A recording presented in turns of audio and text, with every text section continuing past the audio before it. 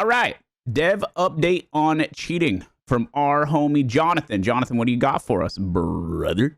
It's been 2 weeks since the start of Season 1, and there's been many positives. I'm really happy about how our Twitch Drops campaign went. There were a few technical issues with it, but all in all, it was really great for us. I feel like the Twitch Drops not only went well, there's only one day of like actual tech issues, which is better than any other Drops campaign that I've participated in that has lasted that long, to be honest. And I think the in-game redemption system was solid. I'm sure it'll continue to get fleshed out so it's a bit smoother to actually redeem your gear and see that you're redeeming it without it like failing.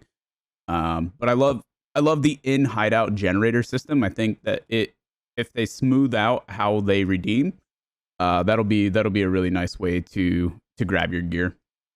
I'm into it, especially if you have like an auto claimer. It just made my life like super easy. To basically just have a channel up, blast through all of the things, auto claim all of them, and then they were just sitting there right in game for me. Couldn't have been easier. I also think that the skins that they put out for the drops are the best skins in the game by a long shot. And I don't foresee myself like it'll take like a really dope specific gun skin to come through the shop to like make me really want to replace the swag potential, right? The drip. So they weren't stingy with the drops, that's for sure. I think they put out some absolute heat, and that's a cool vibe. It feels good, man. However, there are definitely big challenges, and I want to talk about those, especially cheating. I really hope that this dance comes back into the shop. Like no dancing has come into the shop yet that I can think of. I've been checking every single day, and this dance was in CB2. At the very least, I would like this dance, but even more greedily, I want some dope dances because I just find them to be extra BM, and I like that. So we've created an anti-cheat team, and I want to tell you today about their priorities. So what are they going to be working on? So it's worth noting that BattlEye is not our only source of protection. You can kind of think of BattlEye as a moat around a castle. So essentially it's our first line of defense. So for cheats that do make it past the moat and into the castle grounds, we have our own internal solution that detects and prevents and ultimately bans cheaters that use more sophisticated methods. We do continue to work very closely with BattlEye to ensure it remains an effective mode, but regarding our own internal system, we've tuned existing detection to be a bit more aggressive. Yeah, we've also had some false positives with that, and we've banned innocent players, and I just want to apologize. Like, aside from the cheating, I really love how the flashlight feels good in dark areas, and I think that like they've made huge leaps and bounds with regards to lighting in these dark spots and to the efficacy of flashlights. And I think that the PvP in CQC, like in these like tight areas that are dark, is really fun. It's really fun. It feels immersive. Like, I don't know, like that kill looks sick. Anyway, sorry, back to false positives. Apologize for that. So new detections and preventions have been added, and we'll continually do this and continually tune them. So essentially, two of our core goals is to, number one, auto-detect and ban more cheaters, and two, to do this as fast as possible so that cheaters cannot linger in a match. Yeah, I think they realized that like one of the biggest issues that plagues a game like this too is that when a cheater is in a match, basically, he has the ability.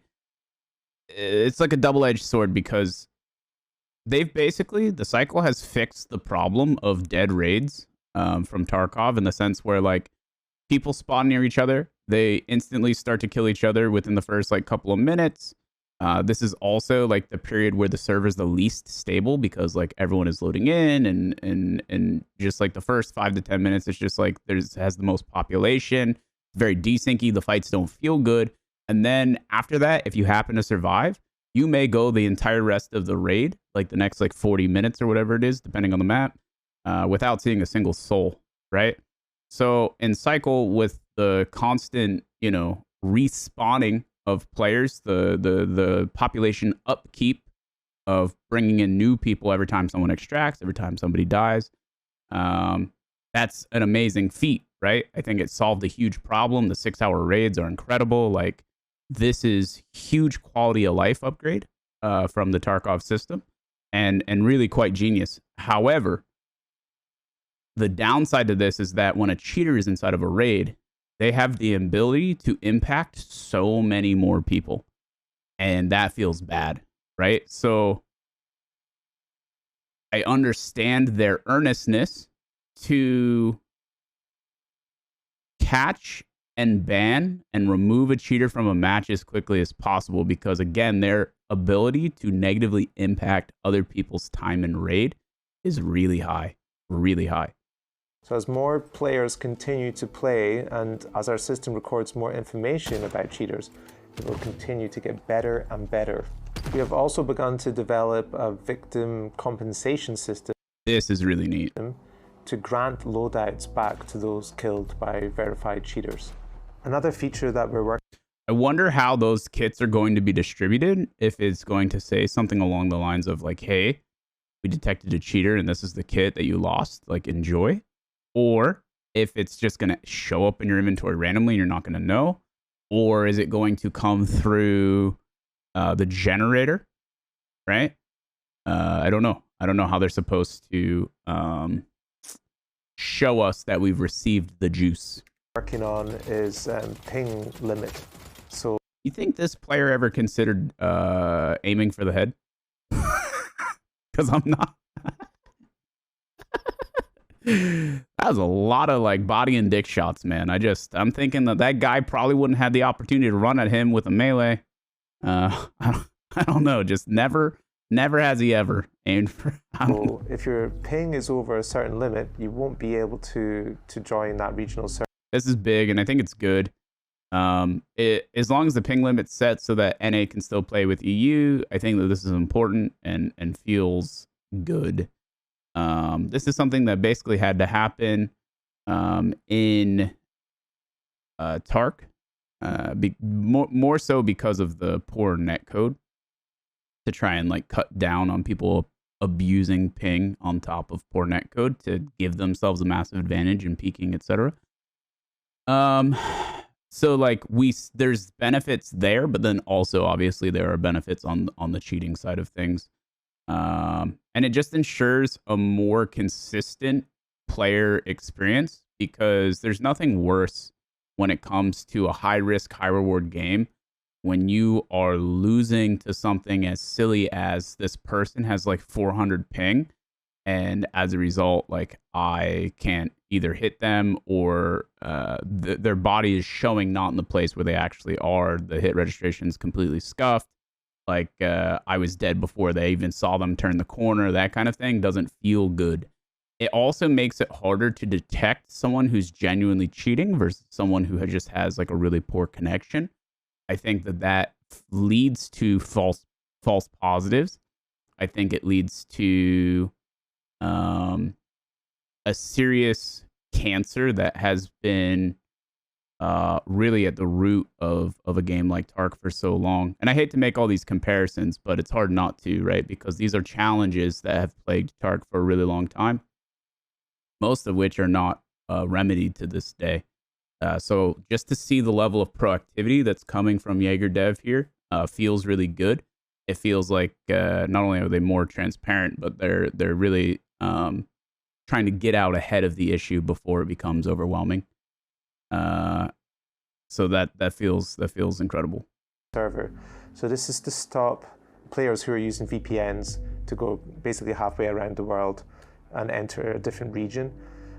Yeah, so I feel like just briefly, the best way to articulate this is that this cancer that exists in the Tarkov community is the inability to distinguish between poor connection or poor server or somebody cheating.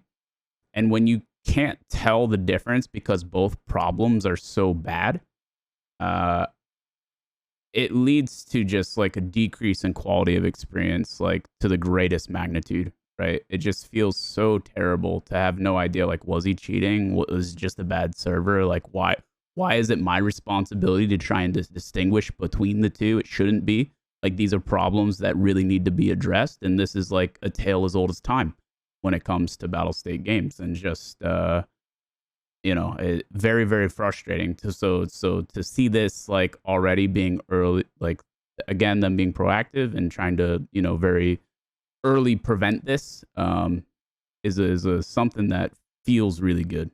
This is to combat cheating, but it's also it causes desync issues and just gameplay issues when someone has such a high ping. So I think this is an important feature for us to work on. The next biggest topic after really excited for this. Cheating. Really excited for this. Probably disconnects, because we don't have a reconnect feature. But we are working on one, and that is something that we will have in time for Season 2. It's a massive quality of life update, and the fact that they're already going to have it in the next like 60-some days is, Jesus, that's awesome. Like, I feel like that can be easy to just like implement off the rip when you don't have a reconnect feature, right? A lot of us, me included, we spend time reading the Steam reviews. And the reason we do that is because we really care about what you think about the game. Could you imagine caring so much to actually read the reviews? And I mean, could you imagine trying to sift through all of the absolutely dog shit Steam reviews? Like, to care enough to be willing to read all of like the really dumb shit just to try and find like what is the source of true frustration and like legitimate concern. I love to see it, man. You just love to see it. And it's clear to us that every second negative review, I mean, that's some gangster shit for sure. So that's why we've created an anti-cheat team, and that's why they're working with top priority on several important initiatives that I've laid out for you today. And I think between now and Season 2, we're going to see several improvements going live. So yeah, thanks a lot for listening, and see you in the next one. Can't wait for Season 2, man. So if you log into game and you look down at the very bottom, it'll tell you how many days are until Season 2. Season 2 will come with a wipe for everything other than your cosmetics and your Aurum. So my current suggestion is if you didn't buy the battle pass this time around and you're not really looking to put money in the game, really just make sure that you have your Aurum upgrades as high as possible. Like, keep putting money into your resources from your in-game into leveling up your hideout for Aurum generation. Try to hit the 950, which was the cost of Season 1 battle pass, so that you have enough Aurum to instantly buy your battle pass for Season 2.